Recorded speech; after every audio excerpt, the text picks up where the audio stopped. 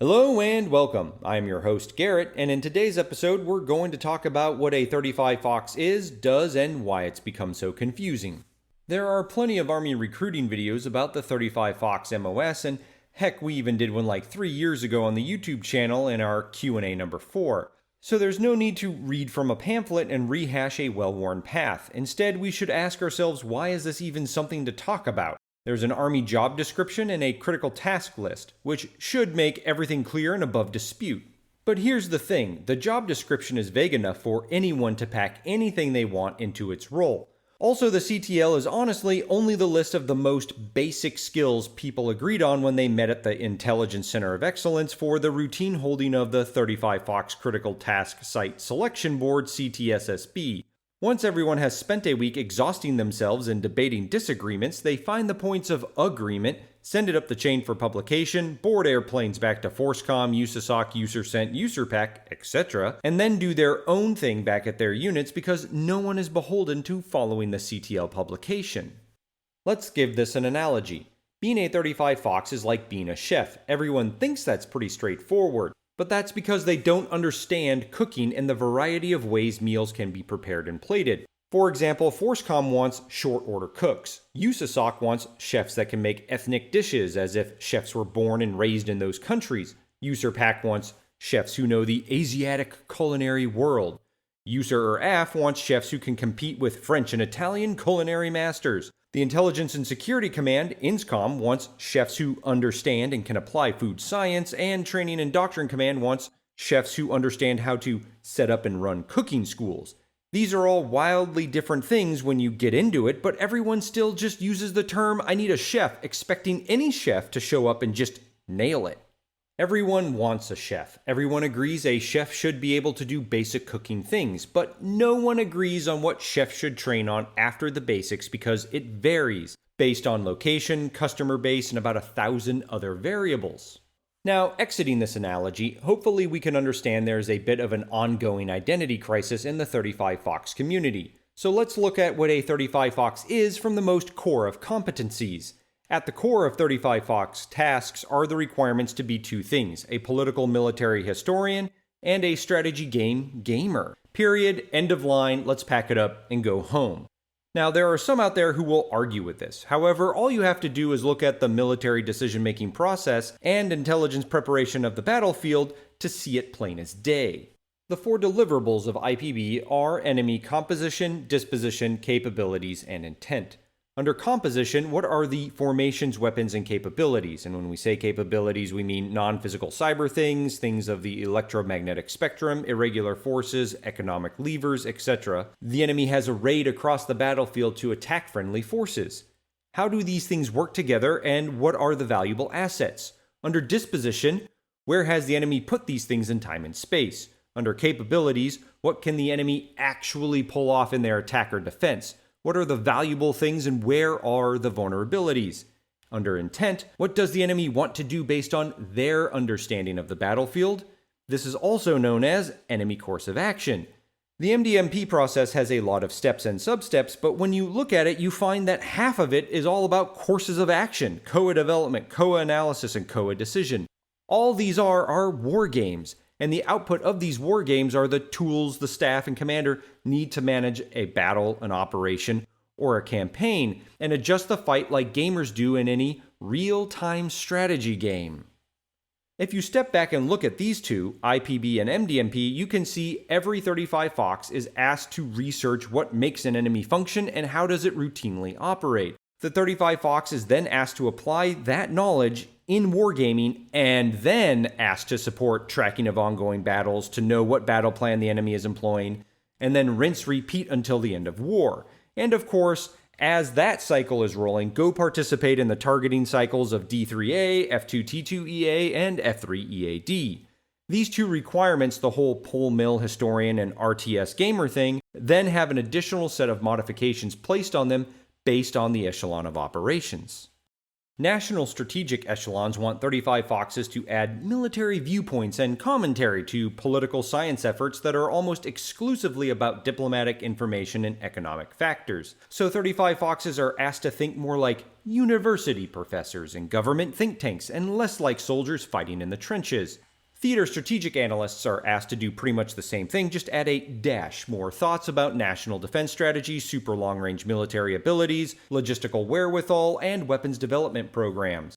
Operational echelon units, which are typically corps and divisions, make a hard turn away from all of that dime talk and towards all of that PMISI PT and A-scope talk. Here, the main concern is about friendly and enemy long-range effects, the ability to sustain large formations moving across the battlefields, the ability to synchronize operations among multiple formations fighting different battles and engagements, and about gaining and maintaining contact with the enemy via reconnaissance, surveillance, and target acquisition. The secondary and tertiary concerns are about how politics, economics, propaganda, and social dynamics affect operations. Tactical units speak almost exclusively in the language of MET-TC. This is about short-term actions that move from terrain feature to terrain feature, from engagement to engagement. Deep thoughts are done somewhere else by someone else. The focus here is to keep everyone alive and to remove as many of the enemy from the battlefield as possible while doing what can reasonably be done to protect civilians. A 35 Fox at a tactical unit like a brigade and below is focused on supporting these goals.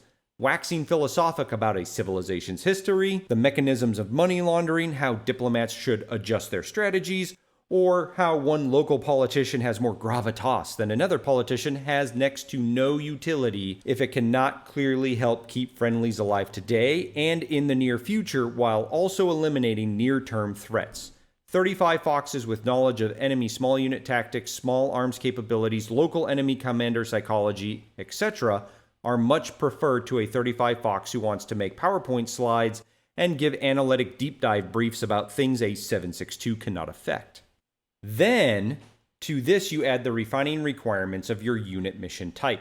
Units supporting covert or clandestine things are about the details of ingress, activities on objective, and egress. Units supporting unconventional warfare are first and foremost about assessing partner force trustworthiness and abilities, and then worried about the particulars of resupply, force security, and operations behind enemy lines. Units supporting combat brigade and division operations are about gaining and maintaining contact with the enemy, shaping the battle to their advantage, usually with high explosives and jamming, and then reducing the threat with extreme prejudice. Units supporting functional operations like air defense, combat engineers, sustainment brigades, etc. are about force protection, the effective positioning of assets, and awareness of the developing threats between sustainment areas and the forward line of troops. Units supporting cyber units need to talk next-level IT nerd stuff like coding and sprints and routers and microchips and so on and so forth. Units supporting theater operations are about force flows, defeating deep machinations by the enemy, structured analytics, planning the next phases of things, evaluations of trends, super deep ultra targeting concepts, etc., etc. By now, you hopefully get the idea. As a 35 Fox, you cannot just execute the book description of your critical task list. Everything is tailored to the unit and mission that you're at. When you change units, you can take knowledge with you, but if you go from INSCOM to FORCECOM or vice versa, you must change how you do your job because nearly all of the variables have changed around those two most core requirements. Having defined the current 35 Fox employment challenge, we can now pivot to discussing training challenges. Challenge 1.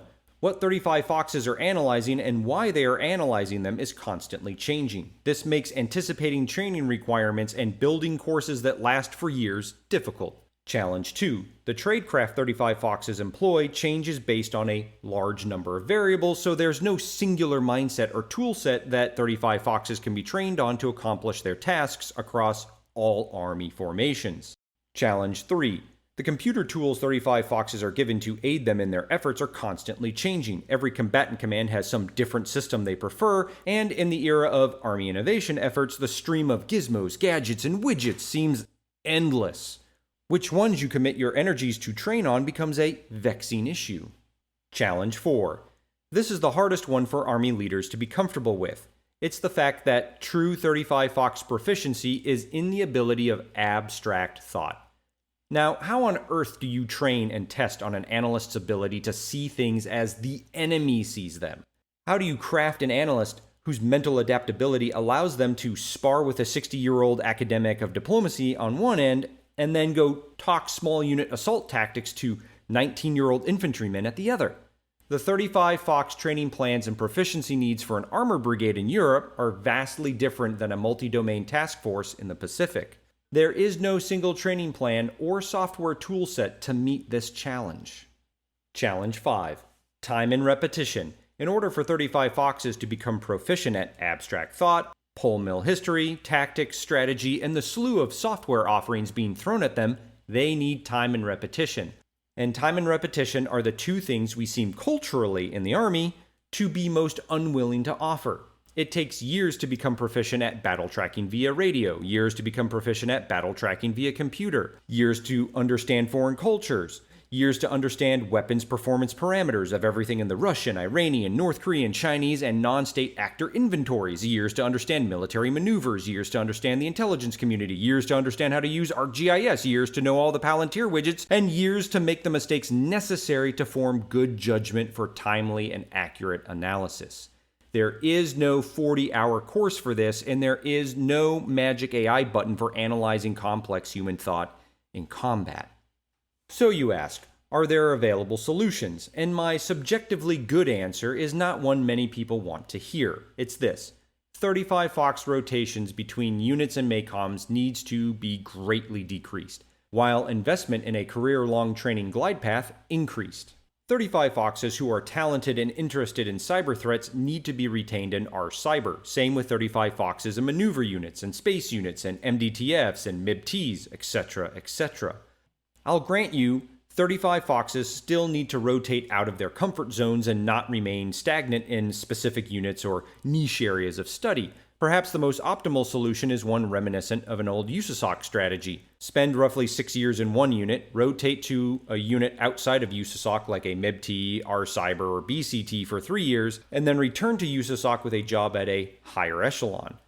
For example, a 35 Fox spends 6 years in 1st Cavalry Division's G2 and Direct Support IEW Battalion, then PCSs to 10th Group for 3 years, PCSs to 3rd Armored Corps and or the 504th EMIB for 6 years, then PCSs to 66th MIBT for 3 years, and so on.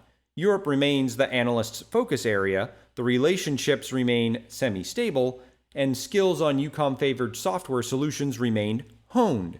Broadening is achieved, and mental gymnastics burnout is diminished. Now, about that continuing education path. The Army needs to realize it needs a series of rapidly updatable courses that teach and mentor 35 Foxes across threats in all domains. The old school 40-hour tactics course leading to a 40-hour strategy course, which leads to a 40-hour battle staff course, which leads to a 40-hour structured analytics course for all 35 Foxes won't work anymore. The threats are too nimble, the technology is too complex, the tradecraft requirements too varied, and the operational environments have too much evolution occurring. 35 Foxes with tactical and operational focuses need an education plan that feeds them information on weapons, tactics, radio operations, field sanitation, field maintenance, analog battle tracking, tactical targeting processes, and buttonology on simple and reliable computing systems. 35 Foxes who support threat finance need finance glide paths. Those in R-Cyber need IT courses, those in MDTF need courses on joint operations for deep fires and deep sensing, and so on and so forth.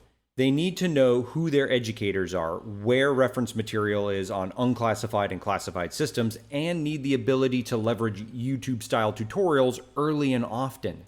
If the Army wants to do more analytics with less people, it needs to invest in training its analytical force to leverage complex computer systems in the most complex and competitive environments warfare has ever seen.